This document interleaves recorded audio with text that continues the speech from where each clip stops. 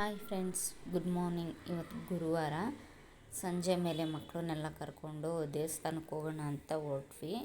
Bus ಸ್ಟಾಪ್ಗೆ ಹೋಗ್ತಾಯಿದ್ದೀವಿ. Bus ಹತ್ತೋಣ ಅಂತ. ಮಕ್ಕಳೆಲ್ಲ ಜಾಸ್ತಿ ದೇವಸ್ಥಾನ ಬರೋದು ಕಮ್ಮಿ.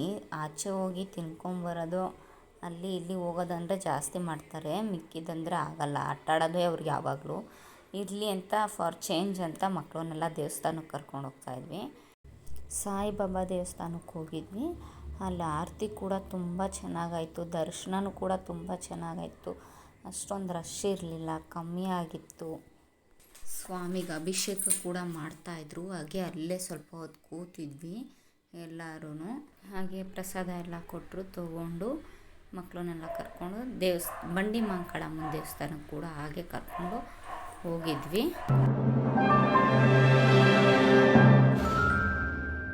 ಈ ವಿಡಿಯೋ ಇಷ್ಟ ಆಯಿತು ಅಂದರೆ ಲೈಕ್ ಮಾಡಿ ಫ್ರೆಂಡ್ಸ್. ಹಾಗೆ ಸಪೋರ್ಟ್ ಮಾಡಿ, ಸಬ್ಸ್ಕ್ರೈಬ್ ಮಾಡಿ.